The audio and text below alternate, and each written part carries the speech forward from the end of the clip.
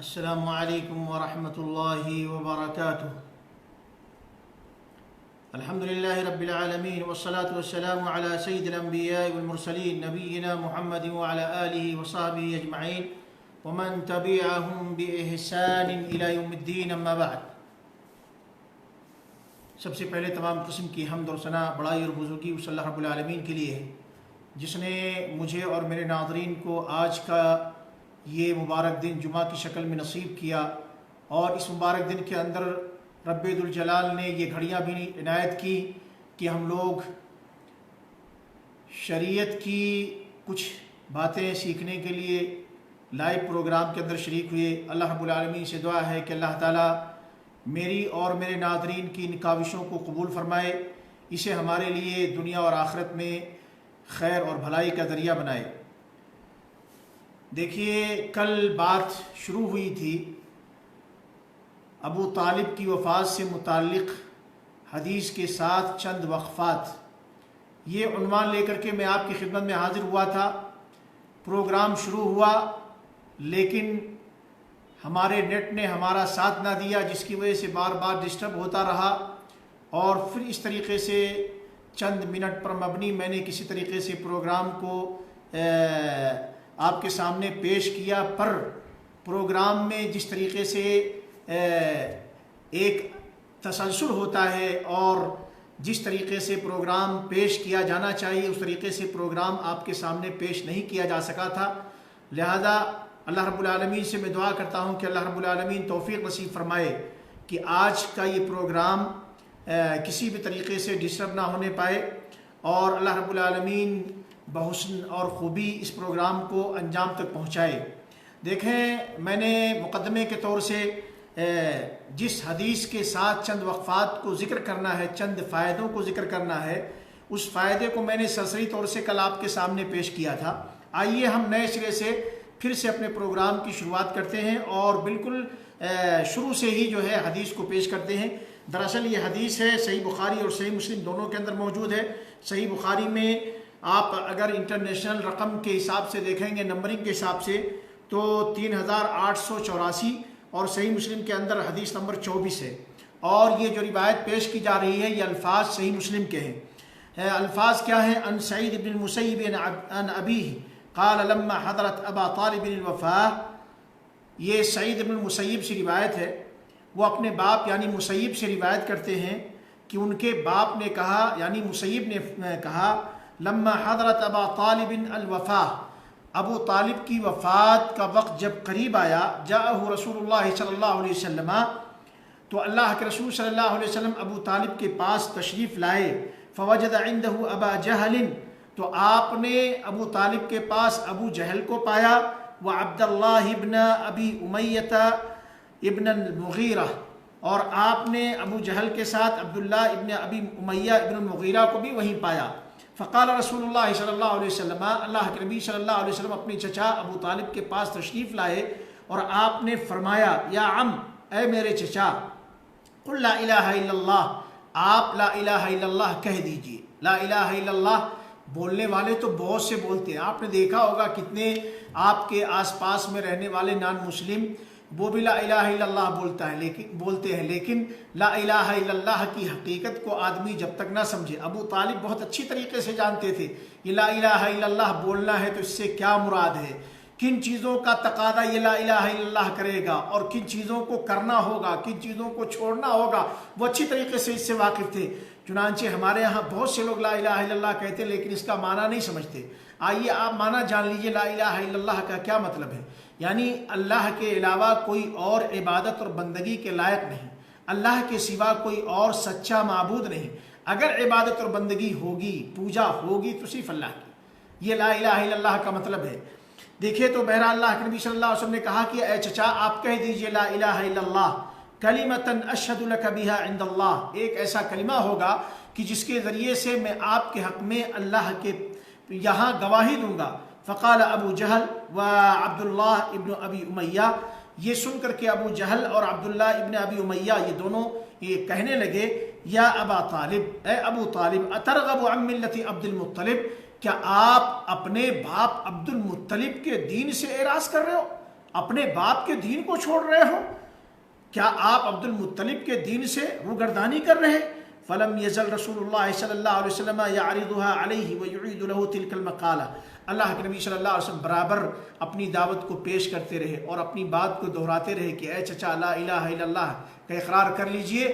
میں اس کلمے کے ذریعے سے آپ کے حق میں اللہ کے پاس گواہی دوں گا۔ فلم یزل رسول اللہ صلی اللہ علیہ وسلم یعرضها علیہ ویعید له تلک المقالہ حتی قال ابو طالب، یہاں تک کہ بار بار نبی اکرم صلی اللہ علیہ وسلم دعوت دیتے رہے، کلمے کو بار بار دہراتے رہے، یہاں تک کہ ابو طالب نے کہا آخر ما کلمہم، آخری بات جو ابو طالب نے لوگوں سے کی وہ بات کیا تھی؟ ہوا علی ملت عبد المطلب، کہ وہ عبد المطلب کی ملت، عبد المطلب کے دین پر جو ہیں، اور وَأَبَى أَن يَقُولَ لَا إِلَهَ إِلَّا اللَّهِ، اور ابو طالب نے انکار کیا کہ وہ لا الہ الا اللہ کا اقرار کریں۔ فقال رسول اللہ صلی اللہ علیہ وسلم، جب یہ سب کچھ پیش آ گیا، ابو طالب نے لا الہ الا اللہ کا اقرار کرنے سے انکار کر دیا اور کہا میں اپنے باپ دادوں کے دین، اپنے جو ہے عبد المطلب کے دین پر ہوں۔ چونکہ قوم کے چوہدری حضرات بڑے بڑے وہاں بیٹھے ہوئے، وہ بار بار کہہ رہے تھے، ارے ننگوار دلا رہے تھے، ارے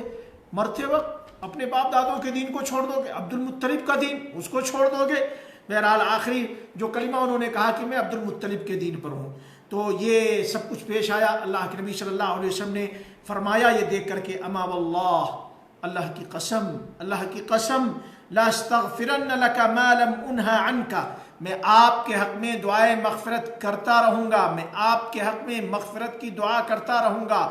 آپ کے حق میں اللہ سے مغفرت طلب کرتا رہوں گا، یہاں تک کہ مجھ کو آپ سے متعلق روک دیا جائے۔ فانزل اللہ عز وجل، تو اللہ عز وجل نے یہ آیت کریمہ نازل کر دی، ما کان للنبی والذین آمنوا، کہ نبی اور ایمان والوں کے لیے حلال نہیں، حق نہیں پہنچتا نہ نبی کو نہ ایمان لانے والوں کو، ان یستغفروا للمشرکین، کہ وہ مشرکوں کے حق میں دعائے مغفرت کریں، وَلَوْ كَانُوا أُولِي قُرْبَى مِن بَعْدِ مَا تَبَيَّنَ لَهُمْ أَنَّهُمْ أَصْحَابُ الْجَحِيمِ، گرچہ یہ مشرک حضرات ان کے کتنے ہی قریبی کیوں نہ ہوں، کتنے عزیز کیوں نہ ہوں، ان کے بڑے رشتہ دار ہی کیوں نہ ہوں، اس چیز کے وعدے ہو جانے کے بعد کہ وہ جہنمیوں میں سے ہیں، یعنی اگر کسی شخص کے بارے میں پتہ چل جائے کہ یہ مشرک ہے اور شرک کے جو ہے دلدل میں پھنسا ہوا، شرک کی راہوں پہ چل رہا ہے، توبہ نہیں کر رہا، اسی حالت میں اس کی موت بھی آ رہی ہے، توبہ نہیں کر رہا، تو ایسے مشرک کے حق میں کسی بھی نبی کے لیے اور نہ نبی کے اوپر ایمان لانے والوں کے لیے، نہ مسلمانوں کے لیے، نہ آپ کا کتنا عزیز ہی کیوں نہ ہو، آپ اگر توحید والے ہیں، آپ کا عزیز، آپ کا رشتہ دار مشرک ہے، تو پھر مشرک کے حق میں دعائے مغفرت آپ نہیں کر سکتے، جبکہ اللہ رب العالمین نے فرما دیا ہے، دو ٹوک اعلان کر دیا ہے، ان اللہ لا یغفر ان یشرک بہ ویغفر ما دون ذلک لمن یشاء، کہ اللہ تعالیٰ اس بات کو کبھی معاف نہیں کرے گا کہ اس کے ساتھ شرک کیا جائے، شرک کے علاوہ جس کے لیے اللہ رب العالمین چاہے گا معاف کر سکتا ہے، لیکن شرک کو اگر بندہ مشرک ہے اور شرک کرتا ہوا دنیا سے چلا گیا، موت واقع ہوئی شرک ہی کی حالت میں، توبہ کی توفیق نہ ملی، تو ایسے شخص کو اللہ رب العالمین کبھی بھی معاف نہیں کرے گا، ہمیشہ کے لیے اس کا ٹھکانہ جہنم ہے۔ بہرحال یہ آیت کریمہ نازل ہوئی سورہ توبہ کی آیت نمبر 113، اور اسی طریقے سے ابو طالب ہی سے متعلق اللہ عز و جل نے اپنی کتاب قرآن کریم کے اندر جو ہے یہ آیت بھی نازل کر دی، اور نبی اکرم صلی اللہ علیہ وسلم کو تنبیہ کر دی، انک لا تہدی من احببت ولکن اللہ یہدی من یشاء وہو اعلم بالمہتدین۔ یہ سورہ قصص کی آیت نمبر 56 ہے، اس کے اندر اللہ رب العالمین نے فرمایا بے شک انک لا تہدی من احببت، آپ جسے چاہیں اسے آپ ہدایت دے لیں، آپ ایسا نہیں کر سکتے، آپ اپنی چاہت کے مطابق کسی کو ہدایت سے نہیں نواز سکتے، ولیکن اللہ یہدی من یشاء، ہاں اللہ جسے چاہتا ہے ہدایت کی توفیق دیتا ہے، اللہ جسے چاہتا ہے ہدایت سے نوازتا ہے، وہو عالم بالمہتدین، اور اللہ ہدایت پانے والوں کے بارے میں بخوبی جانتا ہے۔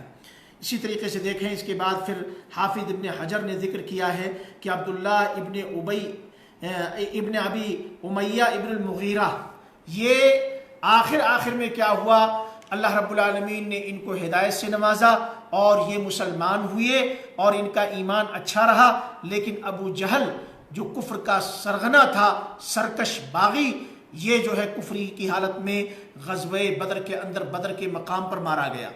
بہرحال یہ حدیث تھی، اور اس حدیث کا حوالہ بھی میں نے دے دیا، صحیح بخاری صحیح مسلم دونوں کے اندر یہ روایت موجود ہے۔ اور یہاں پر یہ بات کلیئر ہو جاتی ہے کہ وہ لوگ ہمارے ملکوں کے اندر جو ابو طالب کے بارے میں یہ نظریہ رکھتے ہیں کہ ابو طالب اعلیٰ درجے کے ایمان والے تھے، اگر ابو طالب کا ایمان نہیں تو کائنات کے اندر کسی کا ایمان نہیں ہو سکتا، بھلا تم لوگ کیسے اس ہستی کو ایمان کے دائرے سے باہر کرتے ہو، کیسے اس ہستی کو مسلمان نہیں مانتے کہ جو ہستی نبی کی ہمدرد، جو ہستی نبی کے سپورٹر، جس ہستی نے نبی کا قدم قدم پر ساتھ دیا، نبی کی دعوت کا ساتھ دیا، نبی کے دین کی حفاظت کی، اور جس ہستی نے نبی کی حفاظت کی،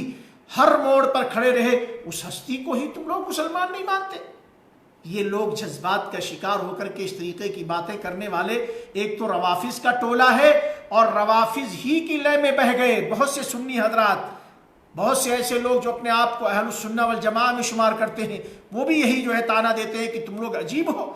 آپ صلی اللہ علیہ وسلم کے محسن، آپ کے جو ہے ہر قدم پر آپ کی معاونت کرنے والے، آپ کے سپورٹر، آپ کے سگے چچا ابو طالب ہی کو تم لوگ مسلمان نہیں مانتے۔ اب فیصلہ آپ کو کرنا ہے۔ یہ صحیح بخاری اور صحیح مسلم کے اندر یہ حدیث موجود ہے، اور الفاظ میں نے پڑھ دیے، ترجمہ بھی پیش کر دیا ہے۔ اب اس کے باوجود آپ کی طرف معاملہ پلٹتا ہے کہ آپ اپنا عقیدہ کیا بنائیں گے، آپ کیا مانیں گے؟ ابو طالب یہ ایمان والے تھے، ابو طالب یہ مسلمان تھے، یا آپ یہ مانیں گے کہ نہیں انہوں نے اپنے باپ دادوں کے دین ہی کو گوارا کیا اور اسی پہ ان کی موت آئی، اور اللہ کے نبی صلی اللہ علیہ وسلم کے بارے میں اسی معاملے کو لے کر کے اللہ رب العالمین نے قرآن کریم کے اندر آیت کریمہ اتاری۔ بہرحال یہ حدیث ہے، یہ واقعہ ہے ابو طالب کی وفات سے متعلق، اور اس سے چند ایک فائدے ملتے ہیں۔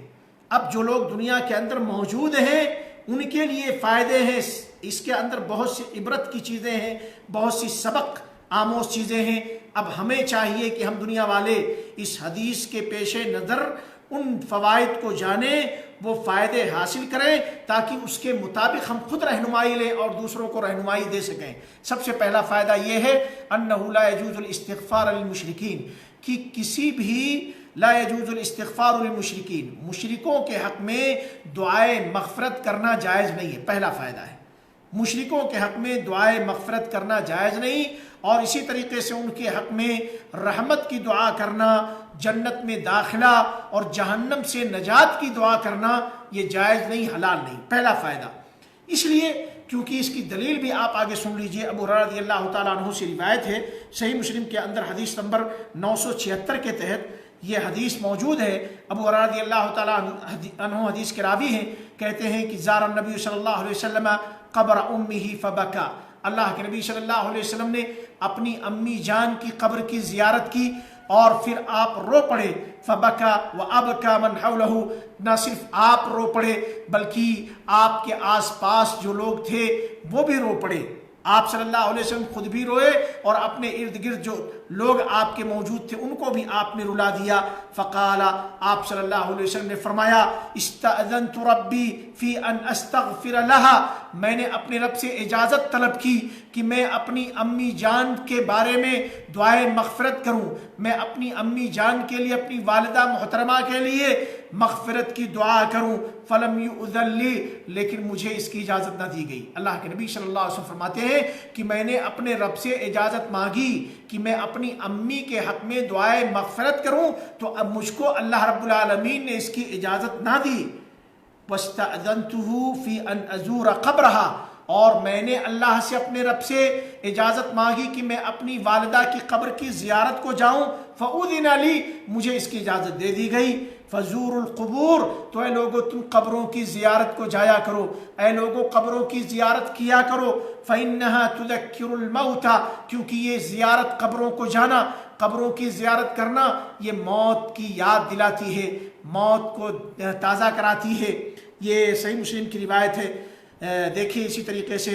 اللہ رب العالمین نے اپنے نبی اور ایمان والوں کو ان لوگوں کے حق میں کہ جو مشرک ہیں اور شرک ہی کی حالت میں جن کی موت واقع ہوتی ہے، توبہ کی توفیق نہیں ملتی ہے، ان کے حق میں دعائے مغفرت کرنے سے، منع کیا ہے اللہ عز و جل نے، گرچہ یہ مشرک حضرات آپ کے کتنے ہی قریبی، آپ کے کتنے ہی جو ہے عزیز کیوں نہ ہوں۔ اللہ رب العالمین کا فرمان ہے ما كان للنبي والذين آمنوا ان يستغفروا للمشركين ولو كانوا اولي قربى من بعد ما تبين لهم الهدى من بعد ما تبين لهم انهم اصحاب الجحيم۔ اللہ رب العالمین کا فرمان پہلے بھی آپ کے سامنے گزر چکا، حدیث کو پڑھتے اس کا ترجمہ بھی آپ کے سامنے آ چکا ہے۔ اسی طریقے سے دیکھیں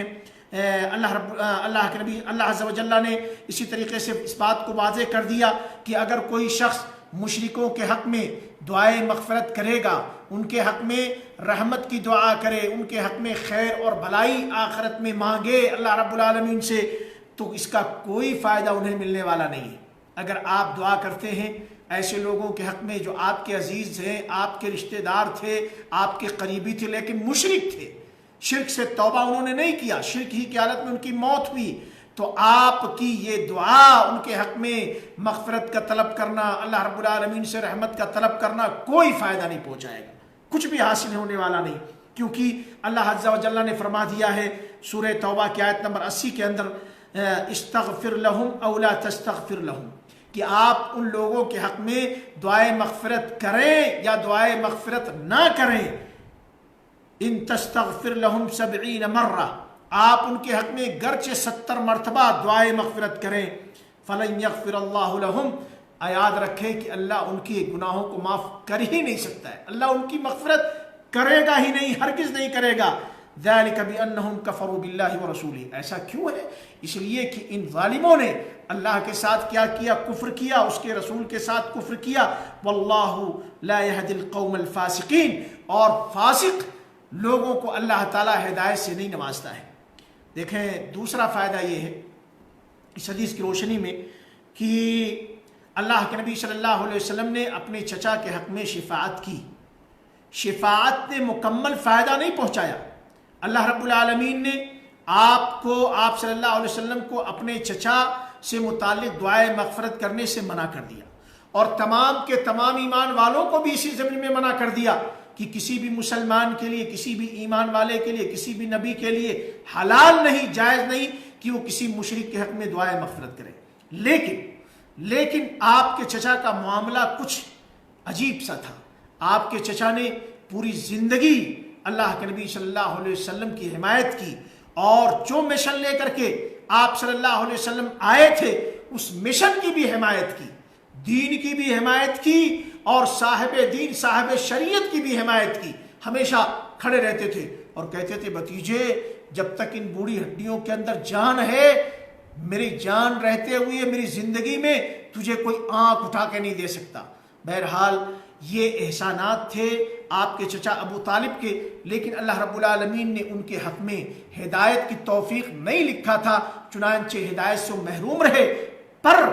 پر اللہ کے نبی صلی اللہ علیہ وسلم کی دلداری کی رب ذوالجلال نے، چونکہ ان کا احسان تھا نبی اکرم صلی اللہ علیہ وسلم کے اوپر، اور ہمارے دین اسلام کو ایک طرح سے انہوں نے جو ہے نبی اکرم صلی اللہ علیہ وسلم کو پناہ دے کر کے، نبی صلی اللہ علیہ وسلم کی مدد کر کے گویا دین کی بھی ایک طرح سے مدد کی، تو اس لیے اللہ رب العالمین نے کیا کیا؟ مکمل شفاعت کو قبول تو نہ کیا، منع کر دیا کہ آپ دعائے مغفرت نہیں کر سکتے، اور ان کو جہنم سے نکالا نہیں، لیکن جہنمیوں میں سب سے ہلکا عذاب جس کو دیا وہ ابو طالب ہوں گے۔ سب سے ہلکا عذاب پانے والے جہنم کے اندر وہ کون؟ ابو طالب ہوں گے۔ یہ جو احسانات تھے اس کے پیش نظر، چنانچہ یہی وجہ ہے کہ دیکھیں متعدد حدیث کے اندر آیا ہے، جیسا کہ عباس ابن عبد المطلب ان سے روایت ہے، کہتے ہیں کہ انہوں نے اللہ کے نبی صلی اللہ علیہ وسلم سے کہا ما اغنیت عن عمک، کہ آپ کے چچا ابو طالب، آپ نے ان کے ساتھ جو ہے کیا فائدہ پہنچایا؟ فَإِنْ كَانَ يَحُوتُكَ وَيَغْضَبُ لَكَ، یہ آپ کو ہمیشہ آپ کا سپورٹ کرتے تھے اور آپ کے خاطر لوگوں سے ناراض ہوتے تھے، لڑائی کرنے کے لیے تیار رہتے تھے۔ قَالَ هُوَ فِي ضَحْضَاحٍ مِّن نَّارٍ، آپ صلی اللہ علیہ وسلم نے فرمایا کہ وہ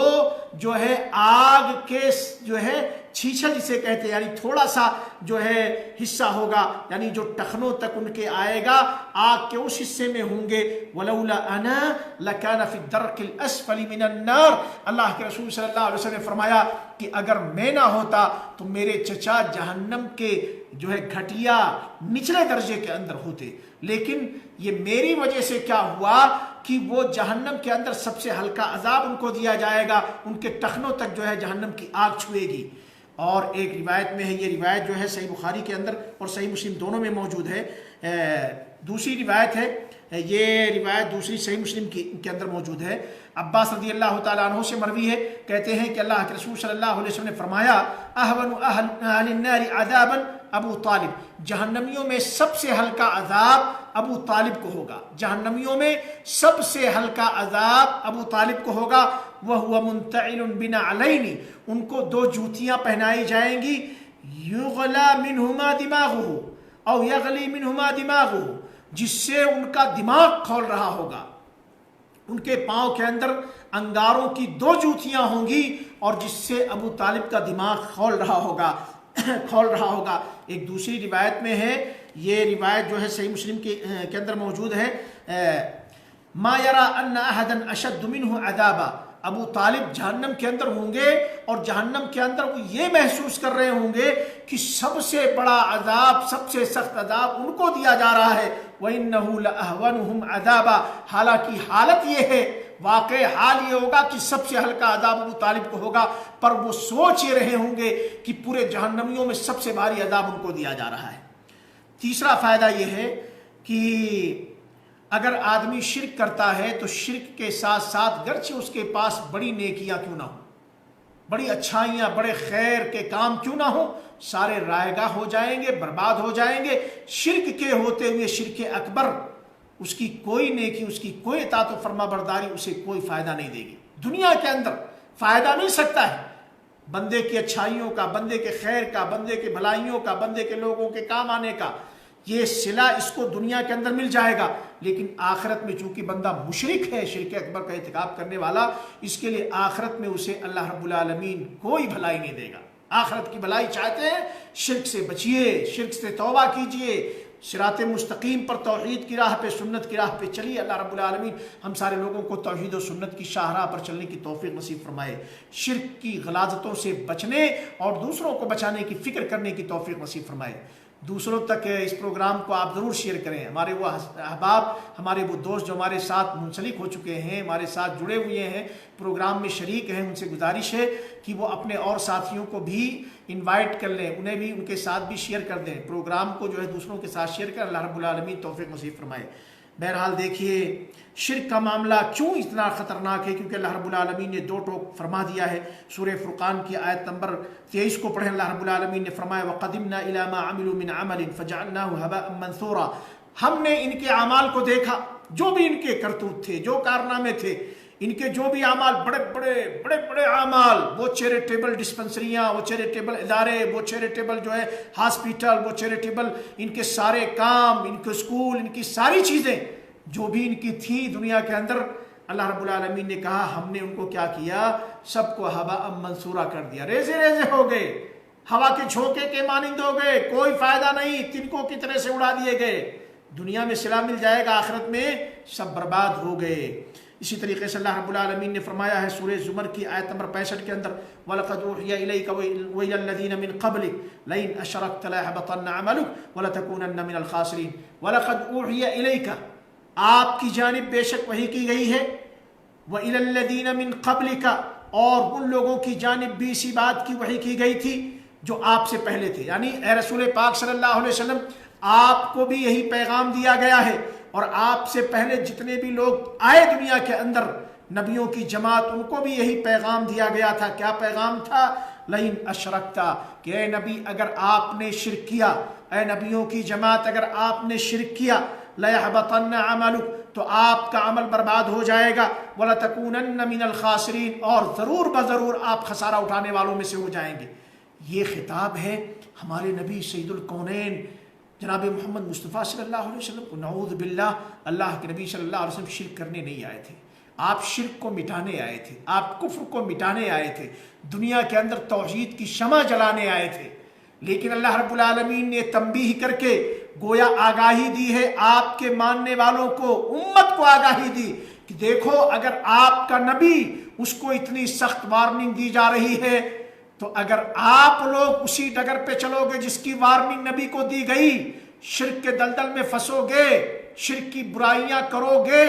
شرک کی غلاظتوں سے اپنے دامن کو دوچار کرو گے، مشرکانہ عقیدہ اختیار کرو گے، مشرکانہ اعمال بناؤ گے، مشرکانہ جو ہے رسم و رواج پر چلو گے، مشرکوں کے جیسا عمل، مشرکوں کے جیسا تمہارا عقیدہ، مشرکوں کے جیسی شکل و صورت اگر بناؤ گے تو تمہارا حشر کیا ہوگا؟ گرچہ دنیا کے اندر تمہارے اندر بڑے خیر کے کام ہیں، بڑے خیر کے پہلو ہیں، سب برباد ہو جائیں گے، آخرت میں کوئی فائدہ وائدہ نہیں ملے گا۔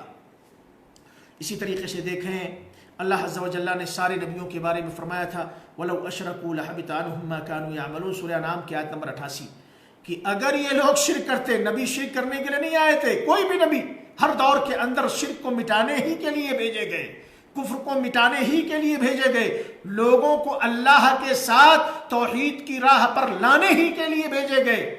تو اگر اللہ نے کہا اگر یہ نبیوں کی جماعت شرک کرتے تو ان کے اعمال برباد ہو جاتے، لَحَبِطَ عَنْهُمْ مَا كَانُوا يَعْمَلُونَ، جو کچھ بھی یہ کر رہے تھے سب اکارت ہو جاتے، برباد ہو جاتے۔ ابو ہریرہ رضی اللہ تعالیٰ عنہ سے روایت ہے اللہ کے نبی صلی اللہ علیہ وسلم نے فرمایا قال اللہ تبارک و تعالی، کہ اللہ تبارک و تعالی نے فرمایا ہے انا اغنى الشرکاء عن الشرک، میں شرک سے بے نیاز ہوں، تمام کے تمام شرک کرنے والوں کے شرک سے میں بے نیاز ہوں۔ یعنی کوئی آدمی اللہ کے ساتھ شرک کرتا ہے کسی بھی نام سے، داتا کے نام سے، قطب کے نام سے، ابدال کے نام سے، ولی کے نام سے، کسی بھی نام سے، اللہ رب العالمین کی کسی بھی خاصیت کے اندر اگر وہ شراکت کا دعویٰ کر رہا ہے تو اللہ رب العالمین نے کہا کہ میرا اس سے کوئی تعلق نہیں، میں بے نیاز ہوں شرکا سے، مجھے کسی پارٹنر کی کوئی ضرورت نہیں ہے، میرا کوئی شریک وریک نہیں ہوتا، دھوکے میں نہیں پڑنا۔ اللہ رب العالمین نے، اللہ عز و جل، اللہ تبارک و تعالی نے فرمایا، جیسا کہ اللہ کے نبی صلی اللہ علیہ وسلم نے فرمایا من عمل عملا اشرک فیہ معی غیری ترکتہ وشرکہ، جو آدمی کوئی بھی کسے باشد، کوئی کسی بھی رتبے کا ہو، جس نے بھی کوئی ایسا عمل کیا جس میں میرے ساتھ میرے علاوہ کو ساجی اور شریک ٹھہرایا، وہ خاصیت اللہ کی، وہ حق اللہ کا، اس میں اللہ کے علاوہ کسی اور کو بندے نے جس نے بھی کیا کسی اور کو ساجی اور شریک ٹھہرا دیا، اللہ رب العالمین نے فرمایا ترکتہ وشرکہ، میں نے اس کو بھی چھوڑا اور اس کے شرک کو بھی لات مارا، اس کو بھی لات مارا، اس کے شرک کو بھی لات مارا، میں نے اس کو بھی دھتکارا، اس کے شرک کو بھی دھتکارا۔ یہ جو ہے صحیح مسلم کے اندر حدیث موجود ہے، حدیث نمبر 2985 کے تحت۔ اسی طریقے سے دیکھیں چوتھا فائدہ یہ ہے کہ کل قیامت کے دن مشرکین کی شفاعت فائدہ نہیں دے گی۔ اب کوئی آدمی یہ کہہ سکتا ہے کہ بھئی آپ کہتے ہیں کہ شفاعت فائدہ نہیں دے گی، اور آپ نے یہ بیان کیا کہ اللہ کے نبی صلی اللہ علیہ وسلم نے اپنے چچا کے بارے میں جو ہے شفاعت کی اور اللہ رب العالمین نے ان کے عذاب کو ہلکا کر دیا۔ یاد رہے یہاں شفاعت سے مراد وہ شفاعت ہے کہ جس کی وجہ سے مجرموں کو جہنم سے نکال کر جنت میں داخلہ عطا کر دیا جائے، یا یہ کہ مجرموں کو جس کی بنیاد پر، جس کی وجہ سے مشرکوں کو جنت کے اندر پہلی فرصت میں جگہ دی جائے، یا یہ کہ جہنم میں ڈال دیے جانے کے بعد میں جہنم سے نکال کر جنت میں داخلہ نصیب کیا جائے، ایسی کوئی شفاعت جو ہے نہیں ہو سکتی ہے، اور کسی بھی قسم کی شفاعت ایسا کوئی فائدہ نہیں دے سکتی ہے کسی بھی مشرک کے حق میں۔ رہی بات ابو طالب کی، اللہ کے نبی صلی اللہ علیہ وسلم کے ساتھ ان کا جو احسان تھا اور نبی صلی اللہ علیہ وسلم کی لائی ہوئی دعوت کے ساتھ ان کی جو مدد اور جو ان کا تعاون تھا، اس کے پیش نظر اللہ رب العالمین نے کیا تو کیا کیا، ان کو جہنم سے آزادی عطا نہیں کی، ان کو جہنم سے نکال کر جنت میں جو ہے داخل ہونے کا وعدہ نہیں کیا، صرف اور صرف بات آئی تو اتنی کہ ان کا عذاب ہلکا ہو جائے گا۔ ورنہ یہ کسی بھی مشرک کے حق میں چاہے نبی شفاعت کریں، چاہے ولی شفاعت کریں، کوئی بھی شفاعت کرے، اور پہلی بات تو آپ کو یہ معلوم ہونا چاہیے کہ اللہ رب العالمین کے یہاں کوئی اللہ کی مرضی کے بغیر شفاعت کر نہیں سکتا اور نہ ہی زبان کھول سکتا ہے، اور جس کے حق میں اللہ رب العالمین اجازت نہ دے، کوئی آدمی شفاعت کرنے کی جس کو اجازت ملی بھی ہو، وہ بغیر جس کے حق میں اجازت نہ ملی ہو شفاعت نہیں کر سکتا۔ گویا شفاعت کی اجازت ایک نمبر، اور جس کے حق میں شفاعت کی جانی ہے اس کے لیے بھی اجازت دوسرے نمبر پر، دونوں اللہ رب العالمین کی طرف سے مشروط ہے۔ لہذا کسی بھی نبی کی شفاعت، اب نبی شفاعت کرنے سے، لیکن اگر کسی نبی نے دعا کی ہے اپنے مشرک رشتہ داروں کے حق میں، اللہ رب العالمین نے گرفت کی، اللہ رب العالمین نے تنبیہ کی، اور اللہ رب العالمین نے اس سے منع کیا۔ چنانچہ جب ابراہیم نے اپنے باپ کے بارے میں دعائے مغفرت کی تب بھی اللہ رب العالمین نے تنبیہ کر دی۔ نبی اکرم صلی اللہ علیہ وسلم جب بہت زیادہ پریشان ہوئے اپنے چچا ابو طالب کو لے کر کے، تب اللہ رب العالمین نے تنبیہ کر دی۔ چنانچہ یہاں دیکھیں ابو ہریرہ رضی اللہ تعالیٰ عنہ سے روایت ہے، کہتے ہیں کہ اللہ کے نبی صلی اللہ علیہ وسلم نے فرمایا یلقى ابراہیم اباہ، کل قیامت کے دن ابراہیم کی ملاقات ان کے والد سے ہوگی۔ ان کے والد کون؟ آزر۔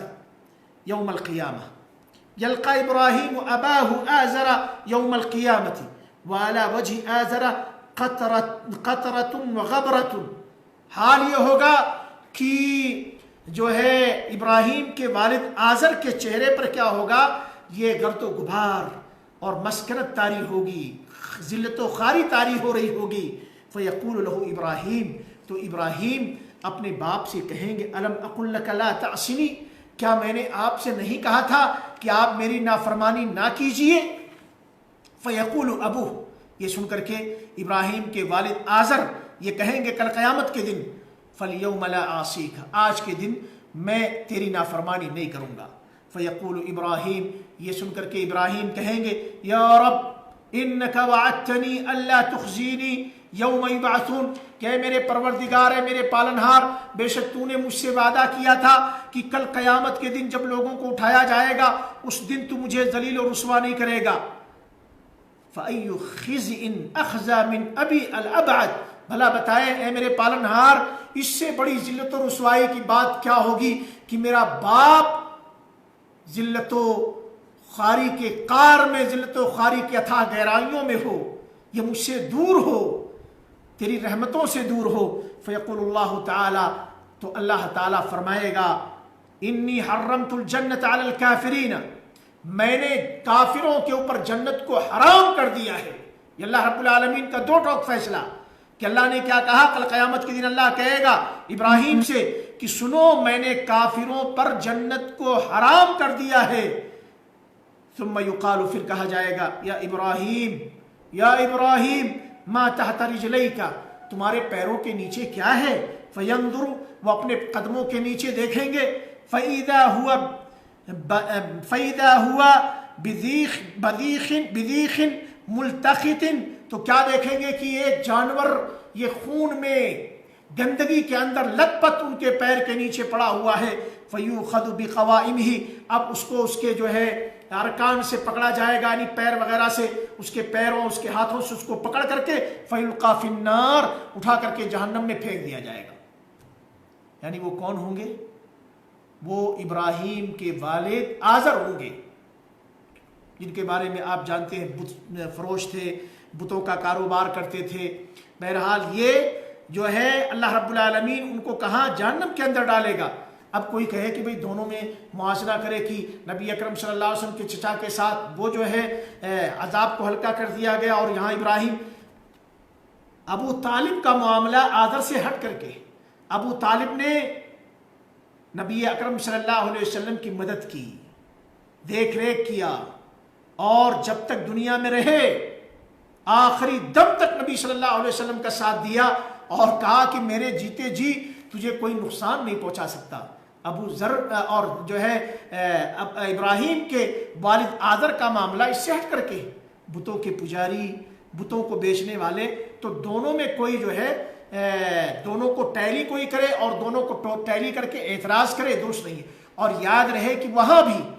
جنت کے اندر داخلہ اس کی اجازت نہیں دی گئی، صرف جہنم کے اندر ان کا عذاب سب سے ہلکا ہوگا، لیکن جہنم سے نکال کر جنت میں جانے کی اجازت نہیں ملی۔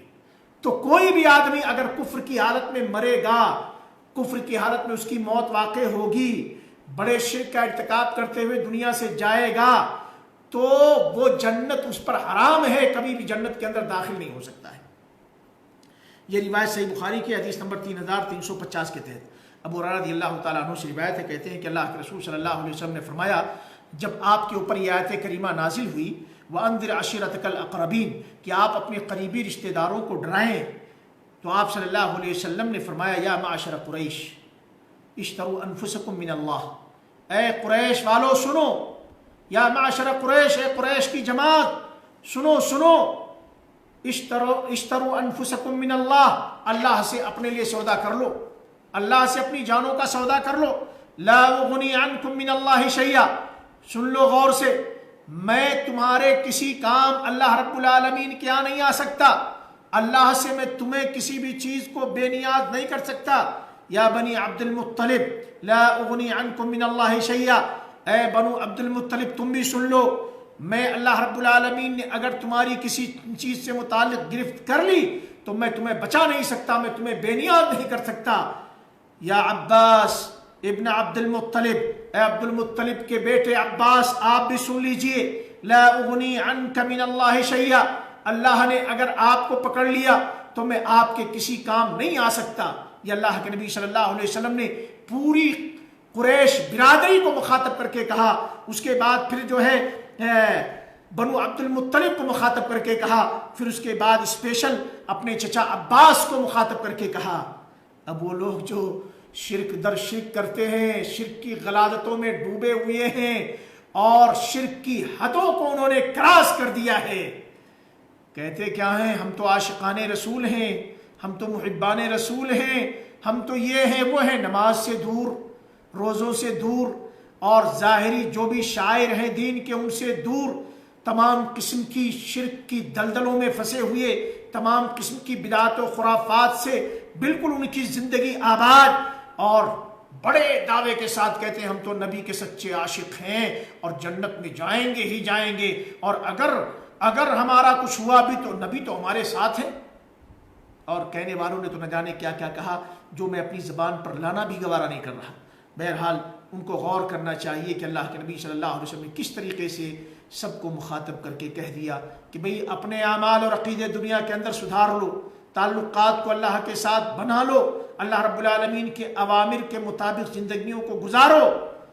ورنہ کل مجھ سے کوئی امید نہیں لگانا، کل قیامت کے دن میں کسی کے کوئی کام نہیں آ سکتا اگر اللہ نے پکڑ لیا تو۔ اسی طریقے سے دیکھیں اللہ رب العالمین نے یہ حدیث جو ابھی میں پڑھ رہا تھا، یہ صحیح بخاری اور صحیح مسلم دونوں کے اندر موجود ہے۔ بہرحال وقت بھی زیادہ ہو گیا۔ پانچواں فائدہ یہ جانیے کہ دنیا میں رہتے ہوئے آدمی کو چاہیے اچھے لوگوں کی صحبت اختیار کرے اور برے لوگوں کی صحبت سے بچے۔ اس حدیث سے ہمیں ایک فائدہ یہ بھی ملتا ہے، دیکھیں ابو طالب کے پاس ان کے اپنے یار لوگ، ان کے اپنے جو ہے دنیا کے اندر جو ساتھ اٹھا بیٹھا کرتے تھے، ابو جہل ابن امیہ ابن المغیرہ، یہ جو ہے ابی ابن المغیرہ جو ہے آیا، یہ بیٹھے ہوئے تھے، اگر یہ برے لوگ نہ ہوتے، اللہ رب العالمین بہرحال یہ اللہ نے لکھا ہوا تھا، تقدیر میں لکھا ہوا تھا، اس طریقے سے سبب بنانا تھا، تو بہرحال برے لوگوں کی صحبت کا اثر ہوتا ہے، اچھے لوگوں کی صحبت کا اثر ہوتا ہے۔ اسی لیے جو ہے آدمی کو چاہیے کہ آدمی اچھے لوگوں کی صحبت اختیار کرے، برے لوگوں کی صحبت سے اپنے آپ کو بچائے، اچھے لوگوں کے ساتھ رہیں، برے لوگوں سے دوری اختیار کریں۔ چنانچہ دیکھیں اس واقعے کے اندر موجود ہے کہ ابو جہل اور عبداللہ ابن ابی امیہ یہ دونوں برابر جو ہے بیٹھے ابو طالب کو ابھارتے رہے، ارے باپ دادوں کا دین، باپ دادوں کا دین، اپنے ابا کے دین کو چھوڑ دو گے، عبد المطلب کے دین کو چھوڑ دو گے۔ چنانچہ وہ ورغلاتے رہے اور انہوں نے لاسٹ میں یہی کہا کہ میں اپنے باپ دادوں کے دین پر مر رہا ہوں۔ دیکھیں اللہ کے نبی صلی اللہ علیہ وسلم یہی وجہ ہے کہ اچھے لوگوں کی صحبت اختیار کرنے اور بری صحبت سے اپنے آپ کو دور کرنے کی اللہ کے نبی صلی اللہ علیہ وسلم ترغیب دلائی ہے، آپ نے اس پر امت کو ابھارا ہے۔ چنانچہ اللہ کے نبی صلی اللہ علیہ وسلم نے فرمایا، ابو ہریرہ رضی اللہ تعالیٰ عنہ حدیث کے راوی ہیں کہ الرجل علی دین خلیلہ، آدمی اپنے جو ہے دوست کے دین پر ہوتا ہے، جو اس کے ساتھ اٹھنے بیٹھنے والے ہیں، جو ساتھ ساتھ رہنے والے ہیں، انہی کے دین پر جو ہے آدمی ہوتا ہے۔ فَلْيَنْظُرْ أَحَدُكُمْ مَنْ يُخَالِلُ، لہذا تم میں سے ہر شخص کو غور کرنا چاہیے کہ وہ دوستی کس سے کر رہا ہے، اس کی جو ہے اس کی صحبت کس کے ساتھ ہو رہی ہے، اس کا اٹھنا بیٹھنا کس کے ساتھ ہو رہا ہے، اس کی یاری کس سے ہو رہی ہے۔ لہذا انسان کو ہمیشہ غور کرتے رہنا چاہیے کہ آیا جن کے ساتھ میں اٹھ بیٹھ رہا ہوں یہ لوگ اچھے ہیں، دیندار ہیں، یہ لوگ اچھے کیریکٹر کے ہیں یا نہیں ہیں۔ اگر اچھے کیریکٹر کے ہیں، اخلاق والے ہیں، ایمان والے ہیں، صوم و صلات کے پابند ہیں، تو آپ ان کی صحبت اختیار کریں، اور اگر اس سے برعکس معاملہ ہے، بددین ہیں اور بے ایمان ہیں اور جواری شرابی نہ جانے کیسی کیسی بری راہوں بری غلاظتوں کے شکار ہیں، تو ایسے لوگوں سے آپ دوری اختیار کریں۔ اللہ رب العالمین ہم سارے لوگوں کو توفیق نصیب فرمائے۔ یہی وجہ ہے کہ ایک عربی شاعر کہتا ہے، آخری بات ہے یہ اس درس کا یہ آخری پیغام، عربی شاعر کہتا ہے ان المرء لا تسأل وسل عن قرینہ، اگر کسی آدمی کے بارے میں آپ کو جاننا ہے تو اس آدمی کے بارے میں جو ہے ڈائریکٹ نہ پوچھیے، آپ اس کے ساتھ اٹھنے بیٹھنے والوں کے، اس کے یاروں کے بارے میں پتہ لگائیے، اس کے دوستوں کے بارے میں پتہ لگائیے۔ فَكُلُّ قَرِينٍ بِالْمُقَارِنِ يَقْتَدِي، کیونکہ ہر قرین جو ہوتا ہے دوست، وہ جو اس کے ساتھ اٹھنے بیٹھنے والے ہوتے ہیں وہی رنگ لیتا ہے۔ اگر آپ نے جو ہے کسی کے بارے میں پتہ لگانا ہے تو آپ اس کے جو ساتھ اٹھنے بیٹھنے والے ہیں اس کے دوستوں کے بارے میں پتہ لگا لیجئے۔ اگر دوست اچھے ہوں گے تو وہ شخص بھی اچھا ہوگا، اور اس کے ساتھ اٹھنے بیٹھنے والے چلنے پھرنے والے اگر وہ گندے ہیں، برے ہیں، بدعقیدہ ہیں، بد کردار ہیں، بد اخلاق ہیں، تو یقیناً وہ شخص بھی انہی کے جیسا ہوگا۔ اللہ رب العالمین ہم سارے لوگوں کو اچھی صحبتیں اختیار کرنے کی توفیق نصیب فرمائے، نیک لوگوں کی صحبتیں اختیار کرنے کی توفیق نصیب فرمائے، نیک لوگوں کی مجلسوں میں شریک ہونے کی توفیق نصیب فرمائے، اور وہ مجلسیں جو قرآن و سنت کی تعلیمات سے آباد ہوتی ہیں، ایسی مجلسوں کے اندر اللہ رب العالمین ہمیں شرکت کرنے کی توفیق نصیب فرمائے اور ان سے بھرپور فائدہ اٹھانے کی توفیق نصیب فرمائے۔ اللہ رب العالمین ہمیں بری صحبتوں سے، برے جو ہے رفقا سے، برے ساتھیوں سے دور فرمائے۔ اللہ رب العالمین ہمیں توفیق دے کہ اس دنیا کے اندر رہتے ہوئے ہم وہ ڈگر اختیار کریں کہ جو ڈگر ہمیں جنت کی طرف لے جا رہی ہو، جو راستہ ہمیں جنت کی طرف لے جا رہا ہو، جو راستہ ہمیں جہنم سے دور کر رہا ہو۔ اللہ رب العالمین مجھے بھی توفیق نصیب فرمائے اور میرے ناظرین، میرے مشاہدین کو بھی توفیق نصیب فرمائے۔ اللہ رب العالمین ہماری ذریت اور آپ کی ذریت کو بھی توفیق نصیب فرمائے۔ اللہ تعالی ہم سے وہ کام جس سے ہمارا مولا ہم سے راضی اور خوش ہو، اور ہمیں ان تمام چیزوں سے دور کرے سے اللہ تعالی ہم سے ناراض ہو۔ آپ سبھی احباب کا بہت بہت دل کی گہرائیوں سے شکر گزار ہوں، میں شکریہ ادا کرتا ہوں کہ آپ نے اپنا قیمتی وقت دیا، اور دعا کرتا ہوں کہ اللہ رب العالمین آپ کی اس قربانی کو آپ کی نیکیوں میں اضافے کا ذریعہ بنائے، اور اس کی برکتوں سے اللہ رب العالمین ہم سارے لوگوں کو مرنے کے بعد جنت الفردوس کے اندر اکٹھا فرمائے۔ انشاءاللہ پھر پرسوں آپ کے سامنے لائیو درس کے اندر حاضر ہونے کی کوشش کروں گا اللہ کی توفیق سے۔ دعا ہے کہ اللہ تعالیٰ آپ سبھی لوگوں کو امن و سلامتی کے ساتھ ایمان کی حالت میں دوبارہ پھر لائیو درس کے اندر آمنے سامنے ہونے کی توفیق نصیب فرمائے۔ بہت بہت شکریہ۔ اپنا خیال رکھیں، اپنے بال بچوں کا خیال رکھیں، خاص طور سے موجودہ جو وقت ہے آزمائشوں کا، اس میں تمام قسم کے فتنے ہیں، ہر قسم کے فتنوں سے اللہ رب العالمین ہمیں بھی محفوظ فرمائے، ہماری ذریت کو بھی محفوظ فرمائے، لیکن ضرورت اس بات کی ہے کہ ہم خود بھی آگاہ رہیں۔ السلام علیکم ورحمۃ اللہ وبرکاتہ، فی امان اللہ، السلام۔